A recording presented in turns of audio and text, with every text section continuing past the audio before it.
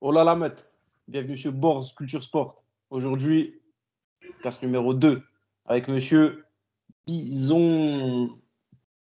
Comment tu vas, frère? Comment tu vas? De là, super. Ça va? Alhamdoulilah, ça va. Hein.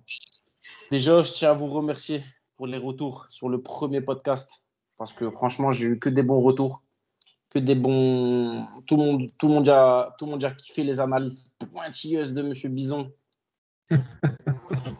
Et comme vous voyez, il est tout terrain. Regardez, il est chez lui, il est chez la famille, partout, il fera le podcast. Non, on s'adapte pour la famille même. On kiffe ça, on kiffe ça. En tout cas, un grand merci à toi encore une fois d'être présent. C'est moi qui te remercie et qui remercie les frangins là, qui donnent la force. Merci beaucoup. Regardez un Borz Culture Sport, toujours le loup. Ouais.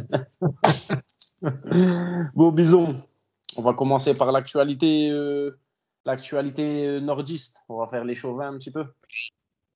Ouais. L'European Beatdown numéro 8 qui s'est déroulé ce vendredi. Ouais, effectivement. Donc, tu as été présent sur place. Moi, j'ai pas pu y assister. Donc, j'ai vu les images des combats et tout. Ouais. Donc, on va commencer premièrement par la victoire de Mustafa Ida. Ouais. Prend la ceinture du beatdown prend la ceinture du beatdown chez les bantamweight.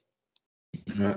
Donc, parle-nous un petit peu de cette guerre en 5 rounds. Qu'est-ce que tu en as pensé? Dis-moi tout. Donc, contre Florian Dodjko. Donc, adversaire arménien, si je ne me trompe pas, je pense, d'origine, c'est ça. Ouais. Et... Albanais. Ok, Albanais. d'accord. Albanais, ouais, c'est Albanais. ça. Donc, dis-nous un petit peu, parle-nous du combat, toi qui étais sur place. Comment t'as vu cette guerre? Sincèrement, j'ai été bravo aux deux combattants, parce que même l'adversaire de Mousse, il a été solide. Il a été très intéressant. Sincèrement, moi, en toute sincérité, moi, je le voyais tomber au 3e ou au 4e. Il n'est pas tombé ni au 1er, ni au 2e, jusqu'au 5e, il n'est pas tombé. Pour moi, sincèrement, gros menton. Pourtant, les points qu'il prenait, Moustapha, en striking, c'était flagrant.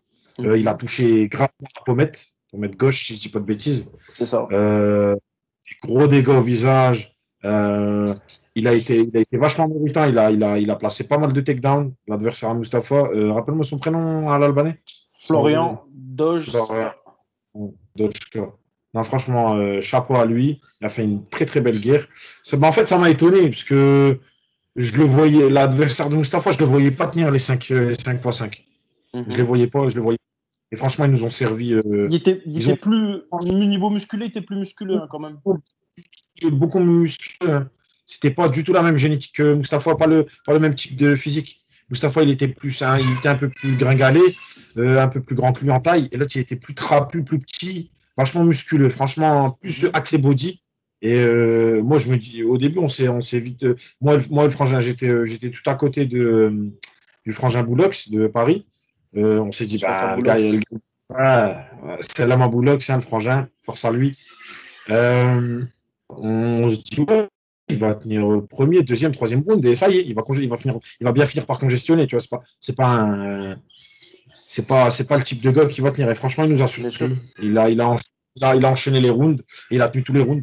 Il y a eu des moments où il aurait pu le mettre knockdown, je l'ai senti, mais dès qu'il se sentait un peu partir, il plongeait dans les jambes de Mustafa, il allait chercher la double leg. Et Mustafa, très grosse défense de sa part au niveau des takedowns. Il revenait de loin, hein. Franchement, il se relevait, il restrikait, il se relevait, il se restrikait. Franchement, et je dis pas ça parce que c'est mon frangin et tout, hein. Mais c'est pas parce que c'est mon frangin et tout et qu'il est de la team. Il a fait, comme dit, je vais pas dire une masterclass parce que l'autre aussi, il n'a pas démérité parce que ça a été une victoire serrée. Mais le terme. Dis-moi. Je sais plus qui va échapper, mais dans l'adversité, il est resté focus. Il s'est dit, je me relève, je strike. Et lui aussi, là, il l'a amené au sol. Je pense que pour moi, à mon humble avis, il prend le premier, le deuxième, et le 5e round. Parce qu'il est revenu, l'Albanais est revenu fort sur le 3e et le 4e, et Mustafa a envoyé la gauche au dernier. Donc, franchement, victoire unanime. Je conteste pas la décision, sincèrement, mais il a eu devant lui un vrai fighter, un vrai guerrier qui n'a pas que beaucoup d'entre nous auraient craqué à sa place. Bien Place sûr, du bien sûr. frangin l'Albanais, franchement, il y en aurait pas mal qui auraient craqué. Et il faut pas oublier que ça a été le premier title shot en 5x5. Parce qu'à l'époque, l'European Beatdown le faisait en 3x5. En 3. Si je dis pas de bêtises. Hein, mais, Donc, déjà, ce qu'on peut dire de ce que j'ai eu l'impression, c'est que son adversaire, déjà gros lutteur, il aimait bien, il était dur, il avait l'air dur sur ses saisies. Ouais. Après, je pense que ça a été deux profils de combattants différents. Mustafa, beaucoup de volume. Corps-tête, ça descendait, corps-tête, ça touchait dans tous les sens. Ouais. Son adversaire, je trouve j'avais l'impression qu'il cherchait plus le coup dur. Ouais. En fait, pour moi, je pense que l'Albanais pensait à éteindre Mustafa au sol en ground and pound. Mais Mustafa, en fait, ce qui m'a fait peur, c'est que Mustafa, il a fait un gros cutting. Il a fait le poids, il fait toujours le poids, Mustafa. Ça reste un gars vachement. C'est un bon écolier, mais ça a été un peu plus dur. Du jeudi, on était un peu inquiet et tout. Avec Karim et tout, avec SB, on était un petit peu inquiet, il était un peu fatigué. Mais alhamdoulilah, ça va. Ça a été. Okay. Mais Dieu merci, il est resté relâché en fait. Il est resté relâché malgré les grosses. Il faut savoir pour les gens qui ne comprennent pas, c'est que les grosses saisies de lutte quand t'es au sol et qu'on t'amène au sol et qu'on te roule dessus, qu'on te met un grand pente d'1 minute, 2 minutes, c'est dur de rester relâché, de rester flex. Bien sûr. Demi-garde où le gars il a la demi ou la garde ou la montée ou la 100 kilos, c'est vachement compliqué parce que tu stresses, tu es envahi par le stress et ton corps se contracte. Donc, quand tu te relèves, t'as pas la même puissance de mouliner quand t'es gamme. Ouais, et t'es en dette d'oxygène quand tu te relèves. Hein. Non, t'as les muscles atrophiés, t'as de la congestion en fait. T'as de l'acide lactique. En fait, c'est à ce moment-là que l'acide lactique débarque et que là, t'es mort dans le film. Et si tu stresses pas, si t'as un bon mental, si tu dis tranquille, il n'y a rien, c'est que vraiment pour moi, sincèrement, Mustafa, il a gravi un palier en plus. Il a encore monté dans Je suis d'accord avec toi. Donc, du coup, justement, j'ai une petite question par rapport à ça. Pour toi, à l'heure actuelle, tu te mets dans la tête du match. Tu es le matchmaker de Mustafa, tu es lui, celui qui trouve ses combats, tu es qui tu veux, mais tu ne le connais pas. Tu n'es pas de la Team AFC, tu n'es pas du Nord, tu n'es pas de tout ça. Pour toi, là, Mustafa, il prend la ceinture du beatdown. Est-ce que pour toi, c'est le moment de s'exporter ou pas? Ouais, totalement. Il aurait même dû le faire avant, pour moi. Okay. Mais après, il y a eu la crise Covid et tout. Bien sûr. Non, pour moi, sincèrement, je le vois, si je dis pas de bêtises, hein, franchement, si je me trompe pas, à mon humble avis, moi, je suis personne. Moi, je le vois soit au Brave, ou à la rigueur, la ligue juste en dessous, lui, à Warrior. Franchement, sincèrement. Je suis d'accord. Je pense que ça pourrait être un bon palier, je suis d'accord. Tu vois, je le vois là-bas. Il mérite, en tout cas, il y a le talent, il a prouvé que, franchement, il y a plus. Honnêtement, là, il a rempli des salles dans le Nord, en Belgique, les salles, on les a remplis. À Paris. Donc, je pense que. Ne pas la lumière sur les combattants du Nord. C'est ça, je suis d'accord. Non, je pense qu'on est d'accord, c'est le moment pour la tornade de. Inch'Allah, ouais, bien sûr. D'aller souffler. Ouais. Bon, ensuite, on va parler un petit peu de ce qui s'est passé ce week-end à l'international. Donc, aussi dédicace KSW aussi, victoire de combattant Oumar Sy. Ouais, Oumar Sy, à ne pas confondre avec Omar Sy. Surtout, à ne pas confondre.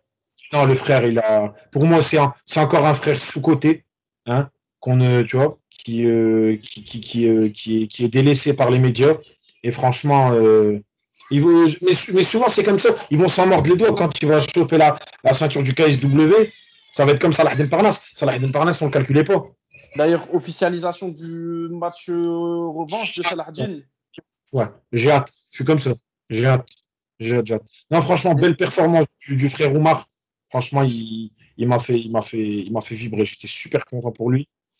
Je le connais pas personnellement, mais j'aime beaucoup sa boxe, son style et tout.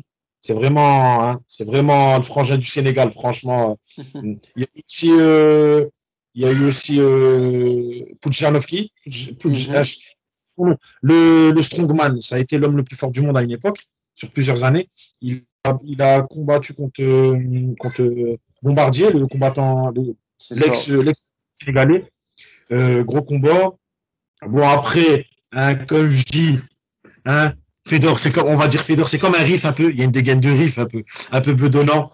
Hein, le clone Fedor, tonton Fedor est revenu, hein, fort, Bah, est-ce en que tu l'as vu Bellator. l'enchaînement? Il touche Hein, direct du droit, il- crochet du il- gauche, crochet du droit. grand monsieur, grand monsieur. Il a chez 44 ans, lui, je sais pas, il a l'âge à Dany, je crois. 40. Non, 47. Il est proche des pas loin des 50, Fedor, hein. Il est 50, ouais, ouais. Je sais qu'à une époque, quand tu avais combattu, quand tu avais arrêté sa carrière au Strike Force et qu'il est reparti au M1, il avait combattu Jeff Monson. Et c'était avant sa retraite d'avant, parce qu'il Ok, y ouais, a plein de ouais, retraites. ouais, bien sûr, bien sûr. Avec deux. Et ça fait un bon moment que ce combat-là, il date. Hein. Je crois qu'il y avait 42, il a 41, Voilà, il comme est ça. 47 dans ces eaux-là. Non, non, impressionnant, impressionnant.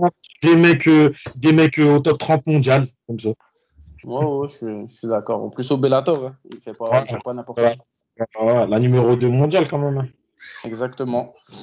Pour toi, bon, je te pose la question, c'est à titre personnel, bien sûr. Ton top 3 all-time. Euh, Toute caté, je peux tout mélanger. moi, déjà, parce que moi, je suis un gros fanatique, j'ai du mal à être objectif. Fedor, parce qu'il y a régné pendant tout le temps. Je suis d'accord. Pour moi, Fedor, il n'y a personne qui l'a battu, c'est le temps qui l'a battu, c'est la Je suis génétique. d'accord. L'être humain, le Seigneur nous a créé comme ça. À un moment, on va finir par s'enrayer, on ne sera plus capable de faire ce qu'on faisait à 20 ans. Je suis d'accord. Euh, mais moi, je kiffe les poids lourds aussi, mais ouais, il y a Franck Edgar. Franck Edgar en moins de 70 kilos dans Edgar. les années 2010-2012. Et Gegard Moussassi. Gegard Moussassi. Mais là, c'est que des choix du cœur. C'est que des choix du cœur. Après, objectivement, bah, t'as les Hall of Fame. T'as John Jones, euh, GSP, JSP. Ouais, Rab- JSP. Habib. Khabib, pour moi, il est parti trop vite. Mais je vais le mettre quand même. Mais pour moi, Khabib, il est parti trop vite. Il aurait dû rester avec nous un peu. Connor, ça se met quand même. Ça se met.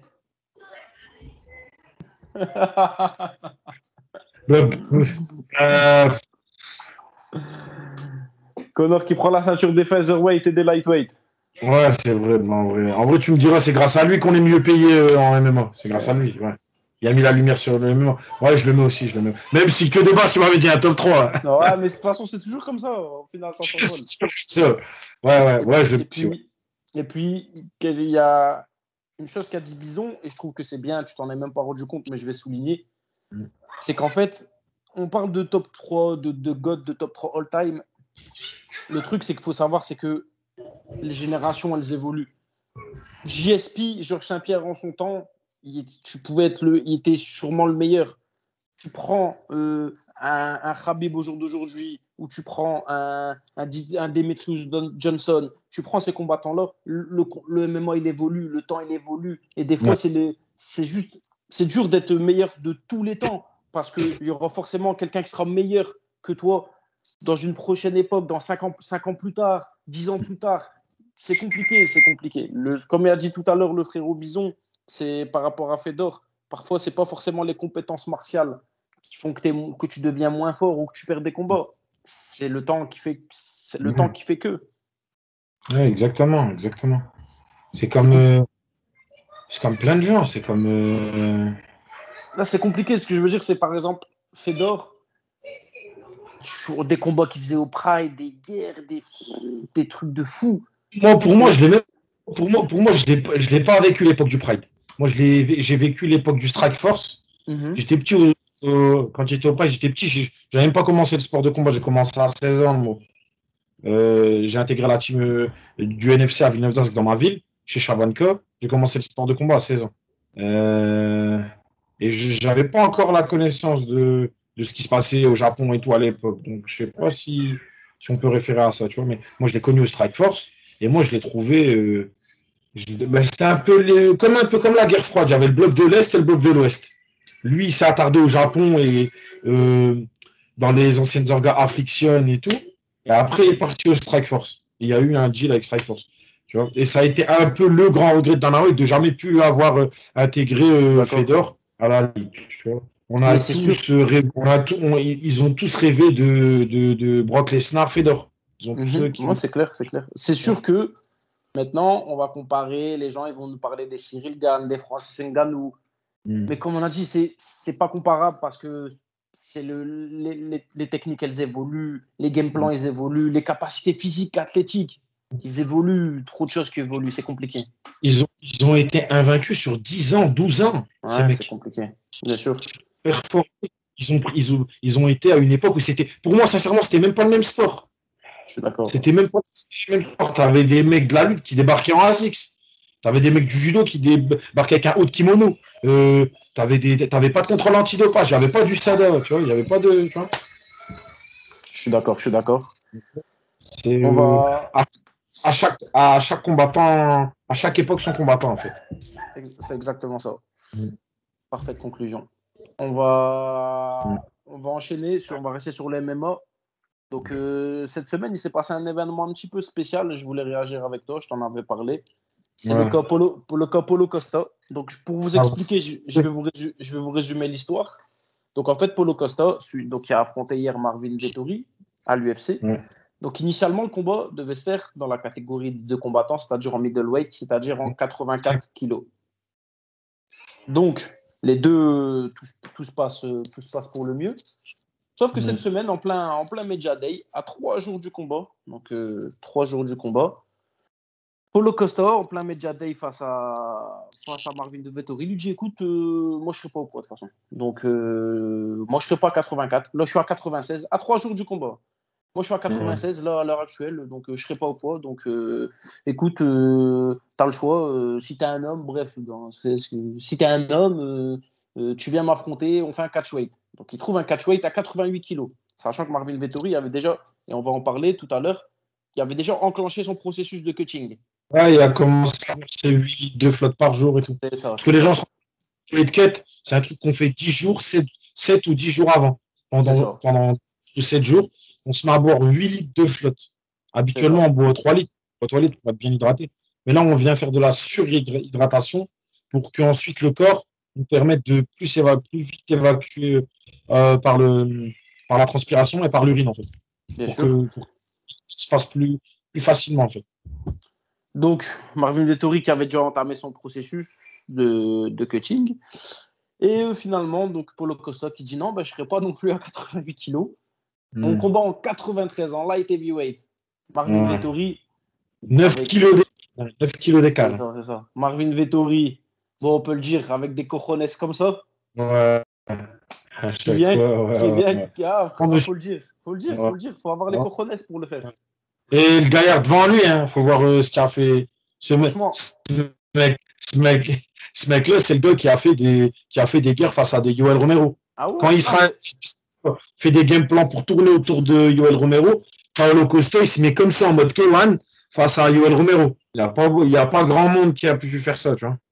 exactement. Donc c'est pour ça que, franchement, honnêtement, il faut appeler un chat un chat parce qu'il faut avoir. C'est même plus du mental à ce niveau-là pour aller. Tu peux. Il y a, C'est- Pour moi, il y a un grain de folie, tu vois. Voilà, c'est ça, ouais, c'est ça, c'est ça. Donc en fait, donc au final, il lui dit ok, go, go. À 3 jours, à 2 jours, il lui dit go, go pour les 93. Donc le combat se passe, un combat très serré. Je vous Ouais. annonce les poids du jour même du combat, du soir même. Ouais. Finalement, le soir Paulo, même, 100 kilos, je crois. 100, ouais, 99,8, donc 100 kilos. 100, un truc comme ça. 100 kilos. Et donc, Marvin Vettori est à 94. Vous imaginez la différence, c'est énorme. Énorme.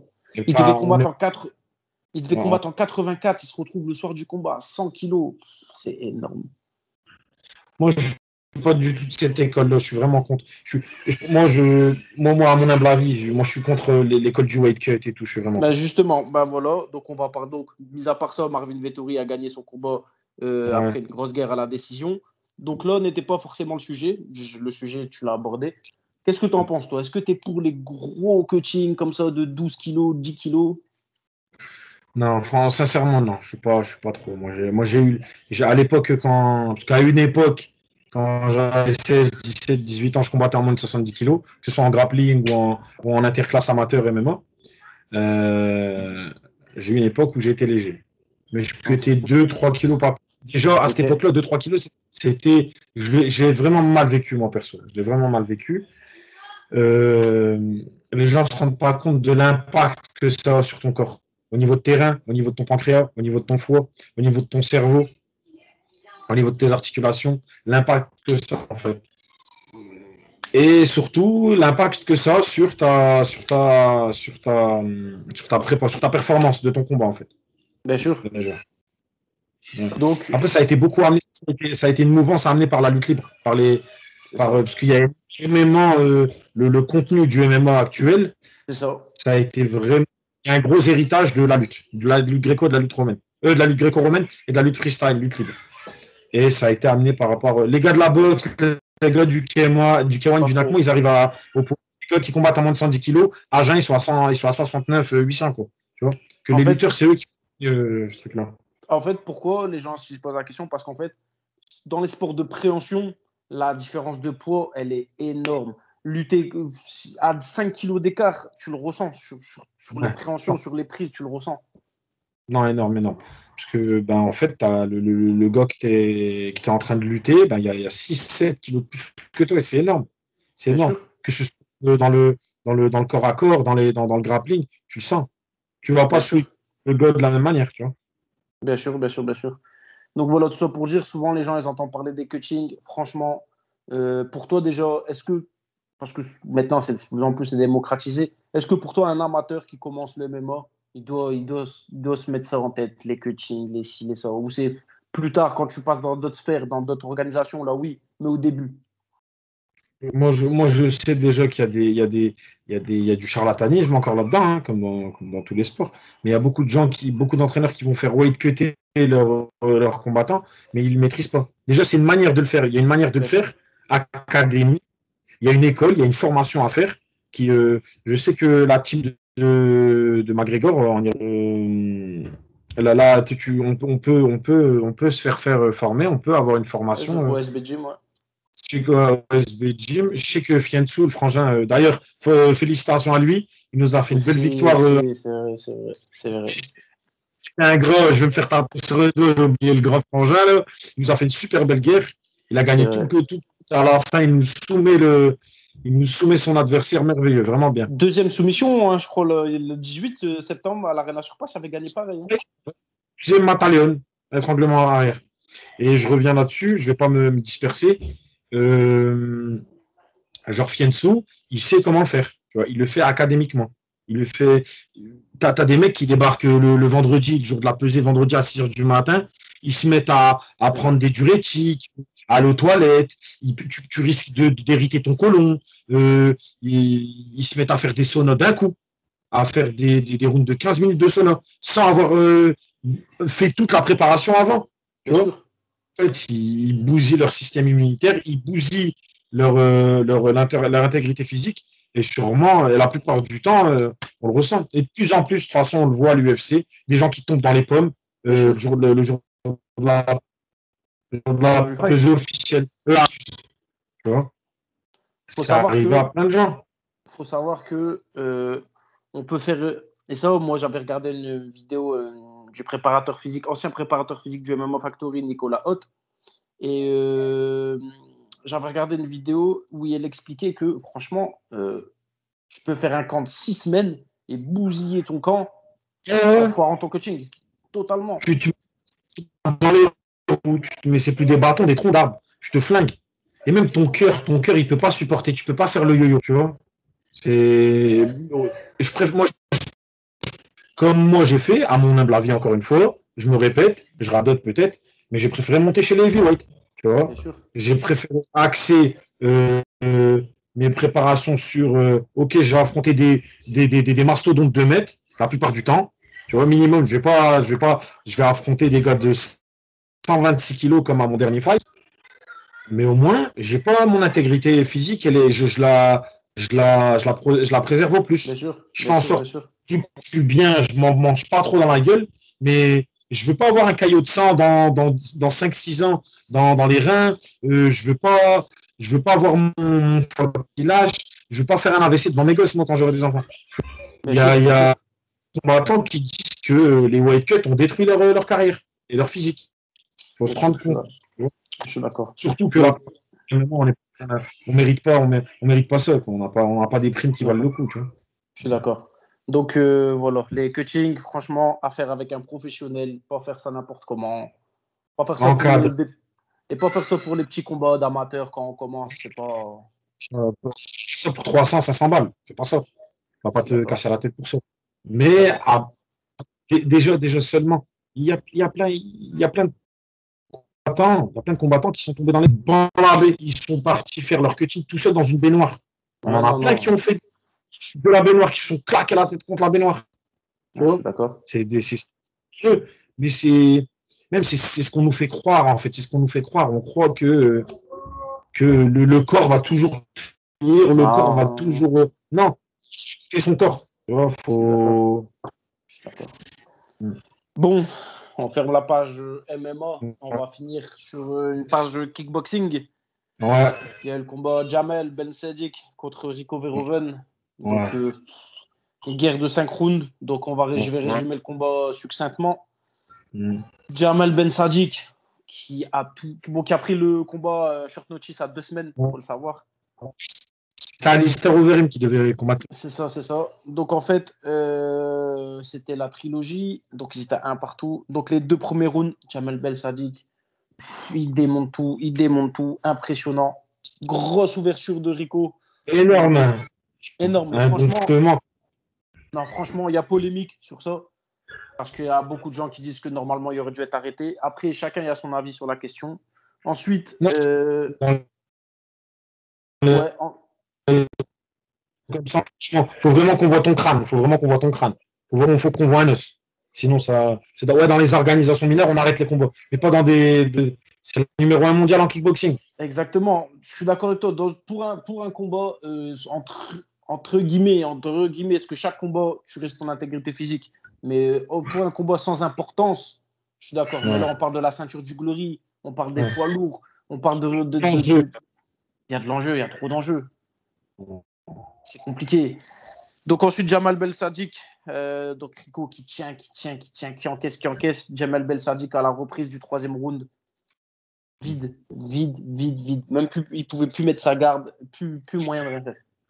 Il y avait une manière d'encaisser les coups, il baissait sa tête un Ouais, peu. il se tournait, il se tournait, il se tournait. Il tournait sa tête. C'est pour ça qu'à la fin du 4, c'est à ce moment-là, quand il a été arrêté par l'arbitre, il s'est mangé un coup derrière la tête. Mais il lui a donné, en fait. Il lui Voilà, a un peu donné. c'est ça. Et donc en fait, le truc, c'est que pour toi, est-ce qu'on peut dire que Rico Verhoeven, dans cette catégorie de poids, tu le mets meilleur all-time ou pas? C'est, pour moi, il est. Mais c'est que non, tout le monde s'en fout du K1 C'est ça. de nos jours. C'est vulgaire, hein. D'accord. Non, je suis d'accord. Ce grand monsieur-là qui a chaîné les victoires, Rico Verhoeven, je le vois comme les frères Klitschko il y a 10 ans. C'est pareil, hein. Là, il règne sur eux. C'est comme à l'époque des Klitschko, quand ils ont régné sur la boxe, mais les gens, ils s'en foutaient de la boxe Je suis à cette d'accord. époque-là. Je suis Il y a d'accord. eu, il y a eu un vrai engouement mondial pour la boxe anglaise, comme à l'époque de Badrari, de Gokhan Saki, de Rémi Bonjensky, de Jérôme Le Banner. Tout le monde était devant le K1, devant Eurosport. Que là, maintenant, il y a moins d'engouement, tu vois. Il faut vraiment qu'on appelle Allô, Bader, viens. Tu vois. Il faut vraiment qu'on appelle quelqu'un pour qu'il y ait de l'engouement. Personne ne regarde. Rico, il y a une fanbase, mais c'est que c'est un grand pour lui, c'est que il est pas élevé à sa juste valeur. Parce qu'il y a tous les meilleurs. À part, un peu, parce que c'est un Marabé, Bader, c'est un gars de mon pays. Alors, le deuxième combat, c'était Je suis compliqué pour d'accord. lui. Je suis d'accord. Après, on n'aura jamais le fin mot de l'histoire. Parce que Je suis d'accord. Mais je au, pense que au troisième, je crois, ça s'est arrêté au troisième round. Mais il a été mis knockdown 2 fois. Il a été touché salement 1 fois. je suis d'accord. D'ailleurs, en parlant de Gokhan Saki qui s'est imposé lui aussi hier pour son retour. Oui, un grand retour. Arrête il a fait abandonner son, son adversaire en lui matraquant la jambe arrière, je crois. Ou Ouais, la c'est jambe ça, avant. c'est ça. En low kick. Mais pour toi, du coup, genre, un combattant comme Rico Verhoeven qui serait là chez les poids lourds MMA, il y aurait beaucoup plus d'exposition, enfin beaucoup plus de cotes. Bien évidemment. Peut-être qu'il ne serait pas le numéro 1 mondial, mais il serait dans le top 15 et il serait admis à sa juste valeur. Tu vois, il serait respecté à sa juste valeur. Moi, il est trop, tu vois, il est trop. Non, et en plus, c'est un gars super sûr, parce que moi, déjà, mes sparring partners, big up à eux. D'ailleurs, il y a Asdren et Luigi, les frangins de la Valentine, qui vont combattre dans pas longtemps, là. C'est les sparring partners de Rico. Et, tous les jeudis et les mardis, qu'il y ait combat ou pas combat, mardi, jeudi, il y a sparring. Il fait ses sparring, il fait sa prépa physique tout au long de l'année. Tu vois, c'est un gars de 12 mois dans l'année, il se prépare. C'est pas y attendre. Moi, il est toujours sur le qui-vive, le mec. Bien sûr. Et c'est un travail. Même ça se voit, il y a un physique. C'est sa force, il y a un physique de fou. C'est pour ça qu'il réussit en âge, tu vois. Non, grand monsieur est franchement sous-côté. Bon, en parlant de grand monsieur, on va terminer le podcast. Grand monsieur Bison, si tu as une petite dédicace à dire, si tu as un mot de la fin, une dédicace, si tu as une dédicace pour quelqu'un, un mot à dire, un mot de la fin, c'est le moment. It's time. Voilà. Non, grosse force à Mustapha. J'espère qu'il va signer dans une grande organe d'ici la fin de l'année, début 2022 ou fin 2021. Je tire mon grand chapeau bas jusqu'à je ne sais où à mon grand frère Fiansu qui a gagné son combat là. Voilà, qui revient, qui fait du bien dans son Share Dogs. Tout, et gros big up à la team Talbi, hein, à la team AFC, à Mohamed, à Ilyes, qui nous donne chaque jour, toi et moi, on peut le accompagner, qui se donne corps et âme chaque jour pour nous. D'ailleurs, en parlant de ça, dans un prochain podcast, on expliquera aux gens la différence entre les structures comme la MMA Factory à titre privé et les structures associatives comme un peu notre club ou etc. Parce qu'il faut savoir qu'il y a une grosse différence. Il y a un monde. Exactement. Il faut savoir que nos entraîneurs, partout en France, hein, beaucoup, ils viennent à titre bénévole, à titre gratuit. Il n'y a pas un euro, hein. Il n'y a pas un euro qui rentre dans leur poche. Exactement. Donc, c'est que par amour du sport et par amour de leurs frères qui font ça. C'est ça. Alors que, bon, voilà, on n'a pas. Pourquoi? Parce que le MMA, il n'est pas. Après, franchement, chapeau aux structures comme le MMA Factory, Fernand Lopez, tout ça, qu'ils ont su. Franchement, c'est impressionnant. Ils ont professionnalisé le sport et la prépa physique et leur club. Mais pour moi, il manque quelque chose. Moi, quand je suis dans mon club à l'AFC, je me sens comme chez moi. Il manque que. Je suis chauvin, mais il manque que des derrière. On dirait, je me sens comme si j'étais chez mes parents. Tu vois, je vois Dani, c'est comme mon père. SB, c'est comme mon grand frère. Mohamed, c'est comme. Tu vois, c'est pareil chez Quentin à Vervic. Tu vois, c'est pareil chez José, chez la team Domingo, c'est pareil. C'est pareil chez Valen. C'est pareil chez la team de chez Sofiane Laïdou. Tu vois, je me sens comme à la maison. Il y a un truc, il y a cet esprit famille. Tu vois, que tu perds ou que tu gagnes, on sera avec toi. C'est pas. Après, je sais pas, je suis jamais allé à la MMA Factory. Je leur tire mon chapeau pour ce qu'ils ont fait pour notre sport. Comment ils ont pu élever des têtes comme Francis Ngannou, Cyril Gane, les frères Lapillus. Et je vais pas manquer de respect aux gens, mais c'est une usine à changer. Nassourdine Mavov. Hein. Il n'y a pas ce truc familial comme ça. Tout le monde dira ouais, c'est un club familial. Mais nous, c'est vraiment genre, je viens avec je peux aller en famille normale. Là. Je suis d'accord. Et ça fera l'objet d'un prochain podcast. En tout cas, it's time pour le finish. Bison, encore merci à toi. Vous voyez les conditions. Pas chez lui, la connexion douteuse. Ouais. Je suis même chez moi, je suis chez de la famille. En tout cas, merci à toi pour ta présence une fois de plus. N'hésitez pas à liker, partager, commenter. Abonnez-vous à l'Instagram de Monsieur Bison. Je vous en dis pas plus, je vous dis rien, mais bientôt, si Dieu le veut, il y aura des bonnes nouvelles. Ah, Inch'Allah, Inch'Allah. Bisous. Ciao.